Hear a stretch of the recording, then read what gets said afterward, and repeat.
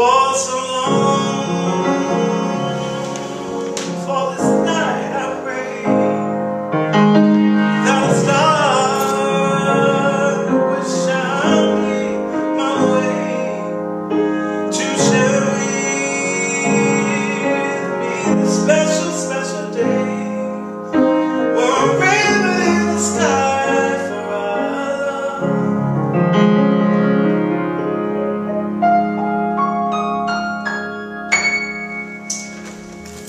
So I'm Gordon Chambers, and I've always wanted to be like Stevie Wonder. A lot of me evolving into a songwriter came out of sitting for hours at my childhood piano in Teaneck, New Jersey, and trying to figure out how he put his chords together, you know. But nobody's music, I think, moved me more than Stevie Wonder's, because it was so connected to the chords and his voice and the melodies and the harmonies and the arrangements and the liner notes. I was in New York City, you know, bumming around, you know, recording a lot of demos with a lot of other aspiring writer-producers. Met a lady who worked at Untouchables, which was a production company. She introduced me to Barry Eastman, and he kept in touch with me, and shortly after that, him and Anita Baker were collaborating on her Rhythm of Love album, and the album was pretty much done. And he had one last unfinished song that him and Anita had started, and he presented it to me and asked me if I could do some lyrics to it. And that song ended up being the song I Apologize, which, you know, won a Grammy and really changed my life forever. You know, I love production. You know, as much as I am a pianist and a singer-songwriter, I'm by no means a purist. I love production. I love drums. I love sounds. I love all of that. I mean, you know, it gives songs a different audience. It gives people different entree points, you know, into how the people enjoy it. I mean, people love to dance. Dave Hall and I were doing If You Love Me by Brownstone. You know, the first track of it had the drums in the way of the whole record, the whole way, and you just heard the...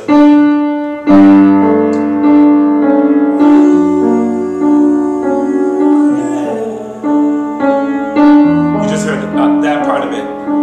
But the first demo had the drums the whole way, but when we went to mix the record, he decided to take the drums out of it, and he said, and I just thought the record would have never been a hit.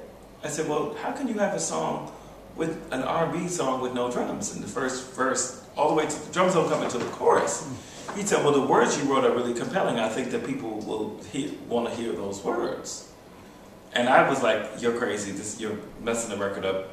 You know, this is just not going to work. I didn't know where he was going with it, but it was the best of both worlds. It sounded like this little acoustic, you know, melancholy thing, and then when them drums hit, it's a party. You know, we're in the era of production, so, you know, production is the song. I mean, these days, like, the first time I heard Adele's Rolling in the Deep, when them drums came in, I was like, this is hot. So, I mean, there's a lot of fantastic musicians who live in the neighborhood, so sometimes they pass by, sometimes I'm entertaining, we're hanging out, and sometimes I just have house parties, you know, where friends come over, and I may play, you know, inevitably if I'm having a house party, friends will be like, okay, Gordon, get on the piano and play something. I prefer if some of my other pianist friends who I think are better than me come over and they're willing to play. So, you know, I've had some of my band members and friends, you know, come over and play. People like Chris Robb, Corey Bernhard, Robert Glasper. They've come over and we've just had these little informal jams. I love to hear somebody else who can really play my piano. I love that.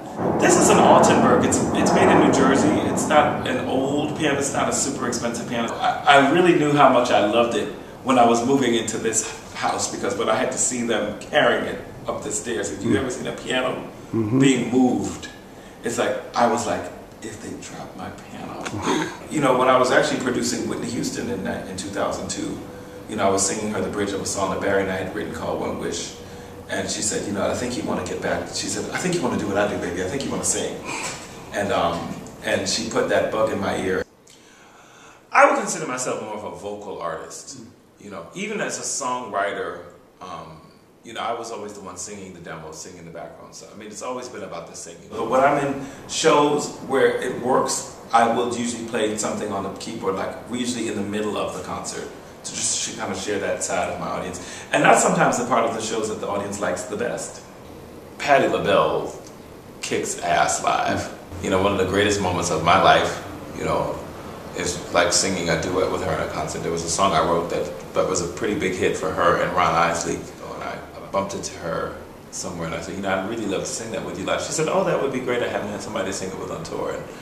And got a chance to sing that with her. And I mean, like, that woman's voice, like, when they got on the stage, I mean, her sound is so huge and she works hard for the money. My dream for the current generation of music makers is to just really spend that time. I don't know if it's spending more time at home, you know, with your instrument, or maybe it's the opposite. It's more time living. Maybe it's more time with whatever your life experiences is supposed to be, so you can get into the songs, because the songs have to go deeper.